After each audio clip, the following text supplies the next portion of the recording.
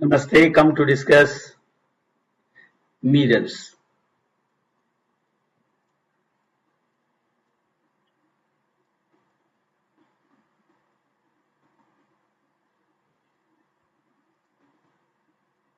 This one, mirror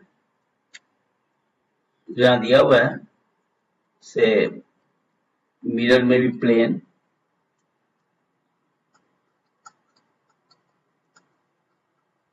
mirror में भी concave, mirror में भी कॉन्वेक्स। इसमें देखेंगे कि किस मिरर में किस तरह का इमेज बनेगा। चलिए शुरू करते हैं। ये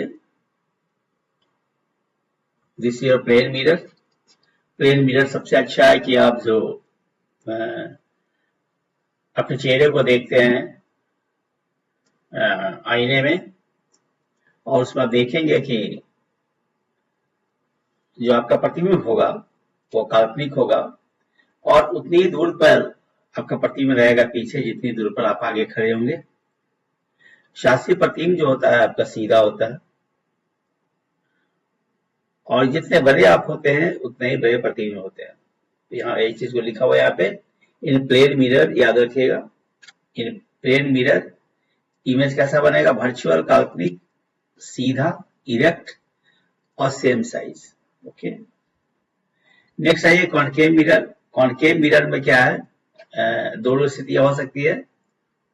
ये कॉनकेव मिरर में आपका इमेज जो है रियल बनेगा, और रियल जब बनेगा इमेज तो उल्टा होगा, इन्वर्टेड होगा, राइट। और यदि एक स्थिति ऐसी भी आ सकती है कि कॉनकेव मिरर में इमेज जो बनेगा वर्चुअल बनेगा और सीधा बनेगा। ये जो सेकेंड वाला जो पार्ट है, virtual and erect, virtual and erect, काल्पनिक और सीधा, ये जो काल्पनिक जब सीधा बनेगा तो इसका इस्तेमाल जो है दाढ़ी बनाने में होता है, फॉर सेविंग पर्पस, सेविंग। याद रखिएगा कि कॉनकेव मिरर के सामने यदि कोई वस्तु हो और कनकेव मिरर का बाल का जो पोल हो और उसका फोकस हो, उसके बीच में जो कोई वस्तु हो, तो उसका प्रतिबिंब सीधा काल्पनिक बनता है, और ये बड़ा ही बनता है, मैग्नीफायर भी बनता है, जिसका इस्तेमाल हम दाढ़ी बनाने में करते हैं। नेक्स्ट आइए, जो मिरर है हमारा कॉन्वेक्स मिरर, इसमें ऑलवेज वर्चुअल बनेगा, हमेशा कॉन्वेक्स में आपका काल्पनिक बनेगा और सीधा बनेगा, और ये थोड़ा डिमिनिश्ड रहेगा ये।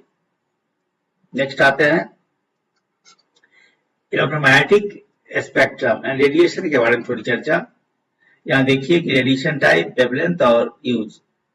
रेडिएशन में गामा रेज है, गामा रेज का वेवलेंथ जो होगा वो 0.01 नैनोमीटर, यानी वेवलेंथ को लैम्डा यूज करते हैं, और गामा रेज का जो वेवलेंथ होगा ये लेस देन 0.01 नैनोमीटर, राइट।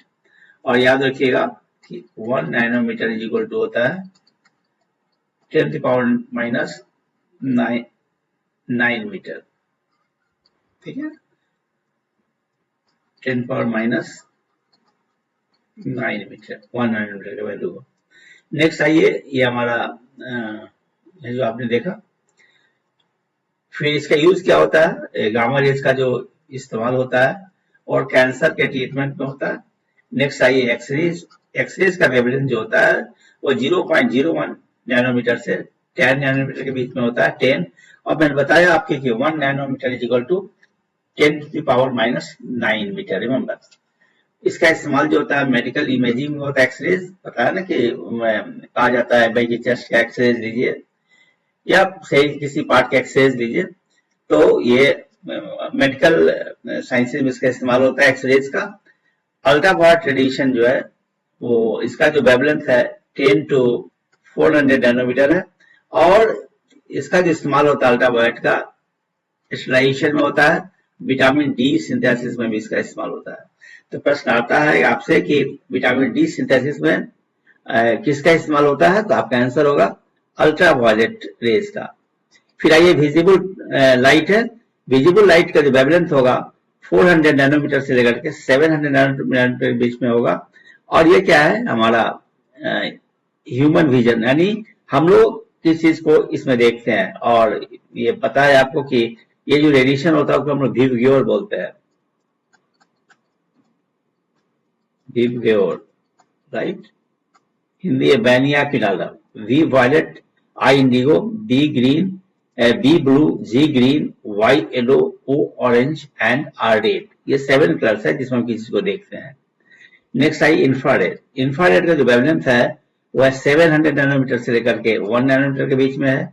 और इसका इस्तेमाल जो होता है इंफ्रारेड का रिमोट कंट्रोल, जैसे टीवी वाला का जो आपका ये रिमोट होता है या फिर एसी का भी रिमोट होता है, उसमें हमारा इंफ्रारेड का इस्तेमाल होता है। तो रिमोट कंट्रोल में इसका यूज होता है। फिर नाइट विजन में भी इसका इस्तेमाल होता है।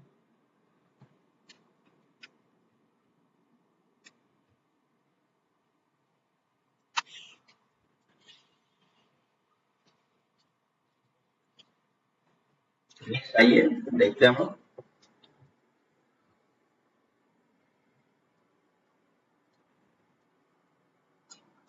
माइक्रोवेव्स, माइक्रोवेव्स का इसका जो वेवलेंथ होता है याद रखेंगे, माइक्रोवेव 1 नैनोमीटर से लेकर के 1 मिलीमीटर से लेकर के 1 मीटर के बीच होता है।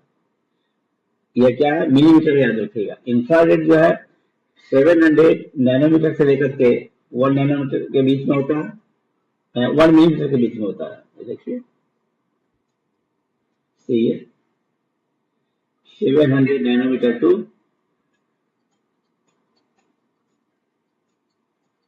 1 मिलीमीटर। ये किसका है,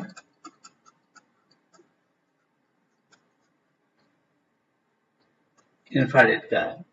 और ये जो आपका माइक्रोवेव की चर्चा हो रही है उसका वेवलेंथ है हमारा 1 मिलीमीटर से लेकर के 1 मीटर के बीच में होता है, जो ये आपका माइक्रोवेव हुआ। ठीक है। और इसका इस्तेमाल होता है माइक्रोवेव ओवन में, याद रखिएगा। इस प्रश्न आ जाता है कि माइक्रोवेव ओवन में जो वेव्स इस्तेमाल होते हैं उसके वेवलेंथ का मान कितना होता है, तो याद रखिएगा 1 मिलीमीटर टू 1 मीटर। और ये रडार में भी इसका इस्तेमाल होता है माइक्रोवेव का। नेक्स्ट आइए हमारा रेडियो वेव्स। रेडियो वेव्स का जो वेवलेंथ होता है याद रखिएगा मोर देन 1 मीटर। और अगर कोई पूछेगा कि रेडियो वेव्स का वेवलेंथ कितना होता है, तो इट मस्ट एक्सीड 1 मीटर। और इसका इस्तेमाल होता है रेडियो में, टेलीविजन में, कम्युनिकेशन में।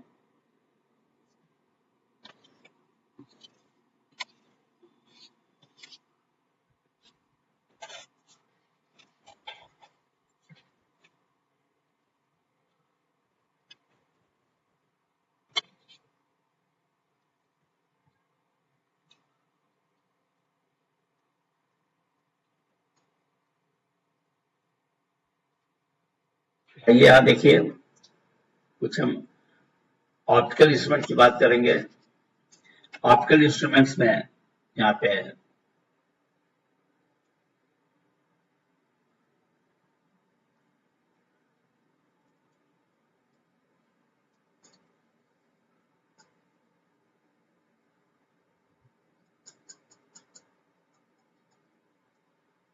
ये इंस्ट्रूमेंट है, ये फंक्शन है। ऑप्टिकल इंस्ट्रूमेंट के रूप में हमारा पेनिस्कोप है। अब पेनिस्कोप का इस्तेमाल होता है reflect light using plane mirrors, याद रखिएगा।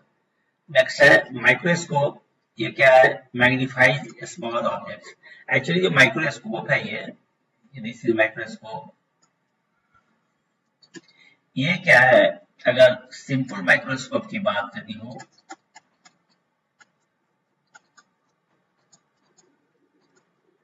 तो ये क्या है, एक कॉन्वेक्स लेंस होता है इसमें। कॉन्वेक्स लेंस याद रखिए, क्या होगा, कॉन्वेक्स लेंस, कॉन्वेक्स लेंस। और वेरी लो फोकल लेंथ,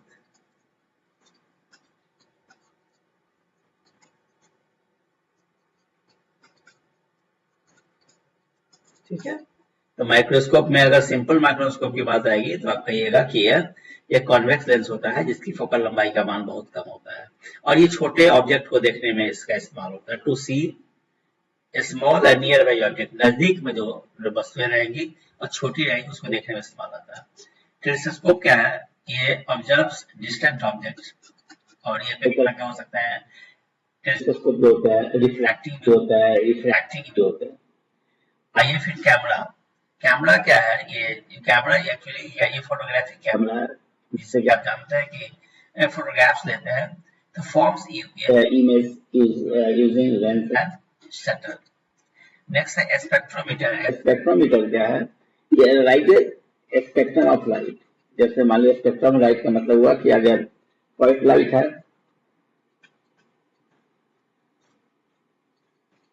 इसका यदि डिस्पर्शन होता है you get 7 colors, ये 7 कलर का जो पैटर्न होता है इसी को कहते हैं स्पेक्ट्रम, हिंदी में कहते हैं वर्णपट। ठीक है। तो ये स्पेक्ट्रोमीटर का इस्तेमाल जो होता है स्पेक्ट्रम को एनालाइज करने में होता है।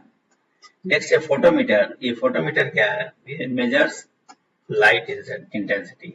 ये प्रकाश का जो इंटेंसिटी होता है, प्रकाश की तीव्रता जो होती है उसे हम मापते हैं। ओके।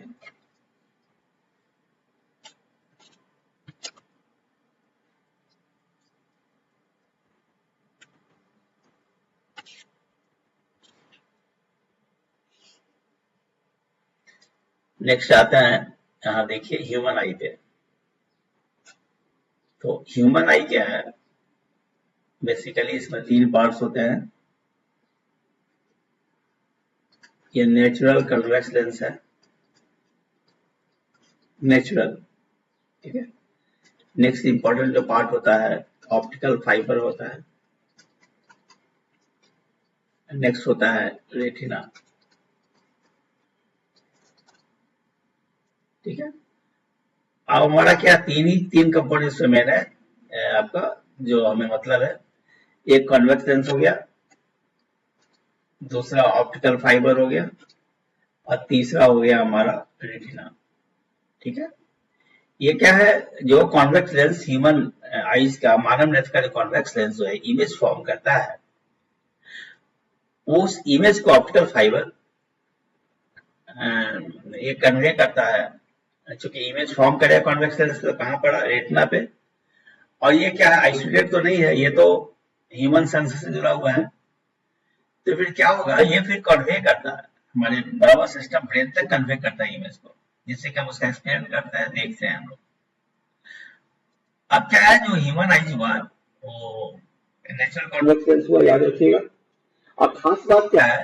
जो ह्यूमन आईज का कॉन्वेक्स लेंस होता है it can adjust its focal length very easily. ये अपने फोकल लेंथ को बड़ी आसानी से एडजस्ट कर लेता है। ये खास बात है। ये रेटिना की तो बात है ही, ये स्क्रीन है, ये लाइट सेंसिटिव स्क्रीन है।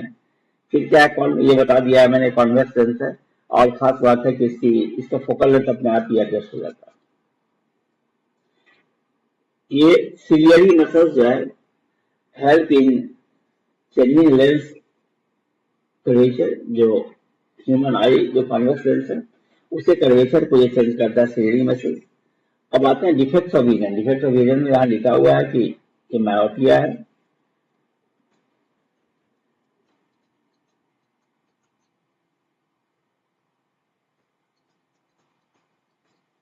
मायोपिया है। ठीक है। मायोपिया में क्या होगा कि नजदीक की चीजें दिखलाई पड़ेगी, दूर की चीजें नहीं दिखलाई पड़ेगी। इसका कारण क्या है? ह्यूमन आई के फोकल लेंथ का मान घट जाता है। करेक्ट कैसे करेंगे? कॉनकेव लेंस, याद रखिएगा। मायोपिया में क्या होता है कि a person suffering from myopia can see the near objects easily but cannot see the far off objects. दूर की चीजें नहीं दिखलाई पड़ती है। मायोपिया का कारण क्या है? ह्यूमन आईज के फोकल लेंथ का मान घट जाना। करेक्ट कैसे होगा? Use of concave lens. Right. Next आइए हाइपरमेट्रोपिया। हाइपरमेट्रोपिया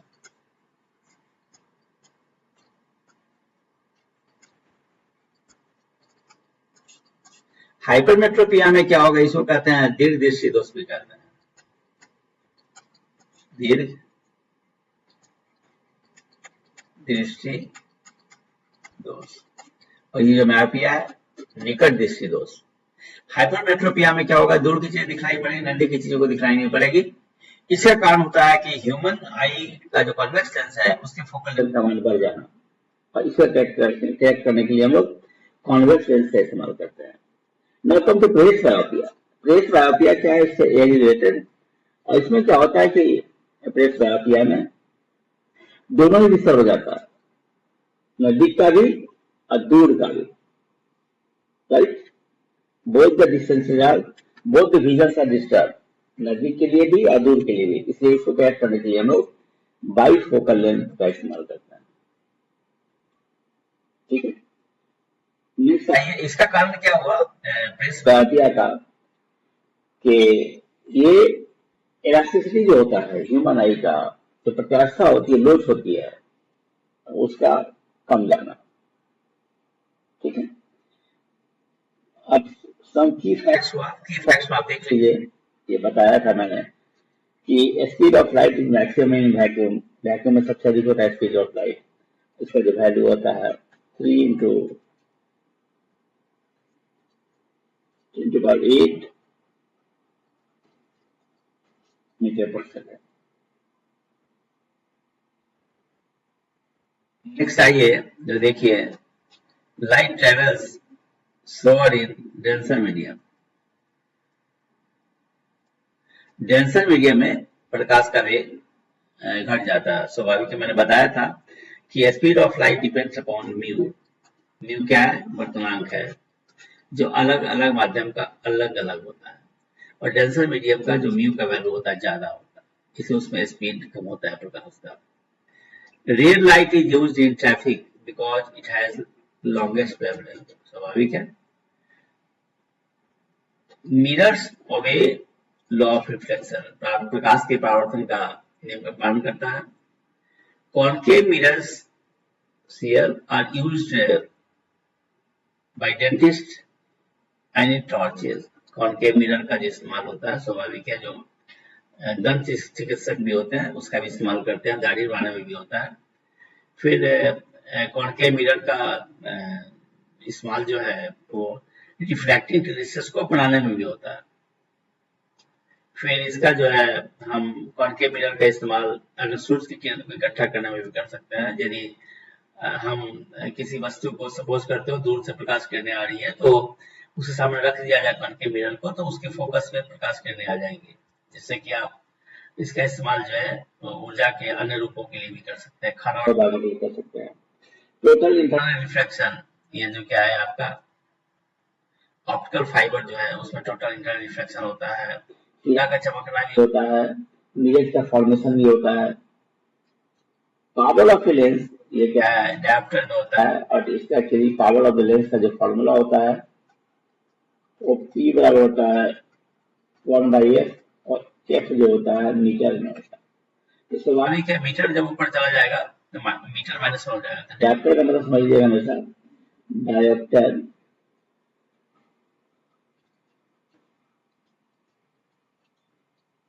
का मतलब हुआ पर मीटर, राइट।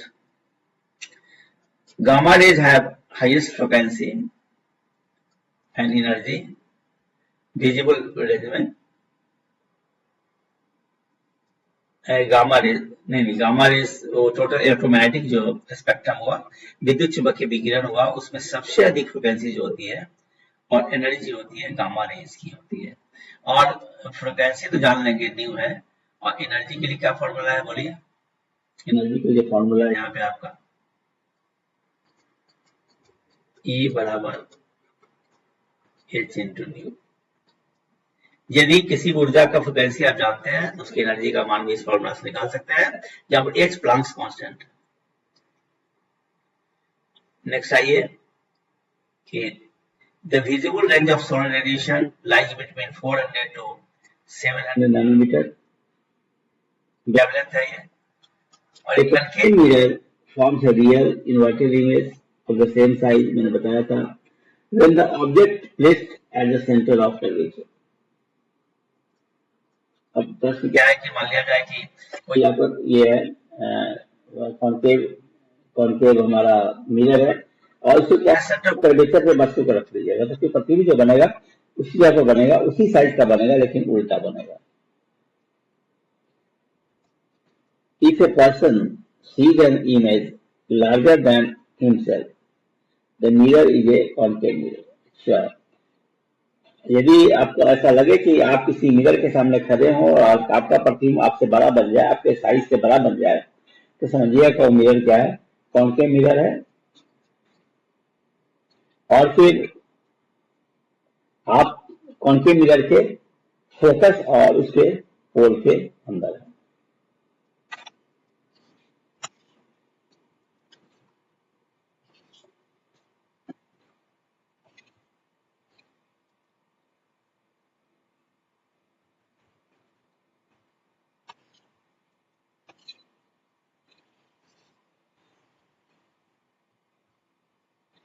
उस क्वेश्चन को देखिए जो प्रीवियस से आया हुआ है, ये आपके 53rd बीपीएससी में 53rd to 55th एक साथ हुआ था, उसमें क्वेश्चन आया था, देखिए यहाँ पे।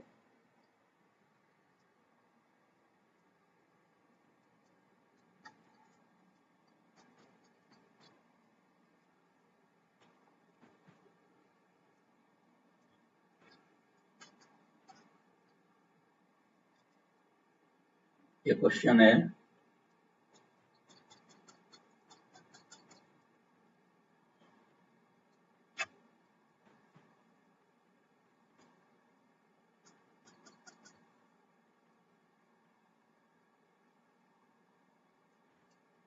ये देखिए, ये द विजिबल रेंज ऑफ सौर रेडिएशन इज, ये आपका क्या होगा विजिबल रेंज ऑफ सौर रेडिएशन का, तो ये पहले बता भी गया था 400 to 700 नैनोमीटर, 400 to 700 नैनोमीटर।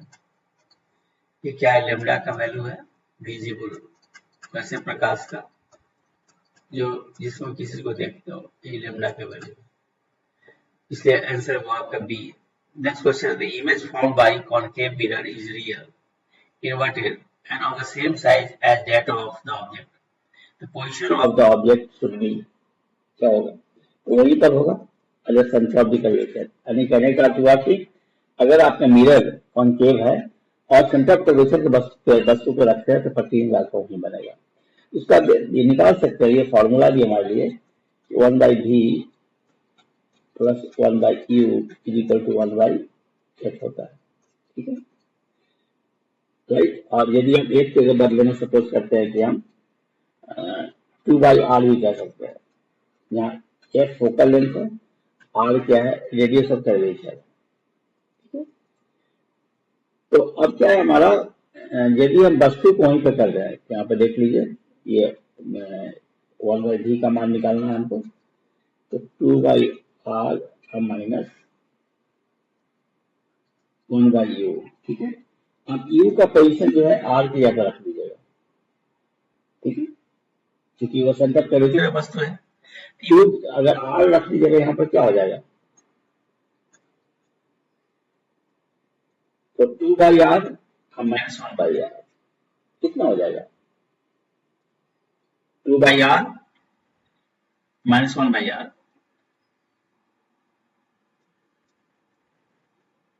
दो में से एक घटा दीजिएगा तो फिर क्या होगा, 1/r ही बनेगा, यानी कहने का तो जहां पर वस्तु थी वहीं पर प्रतिबिंब बनेगा।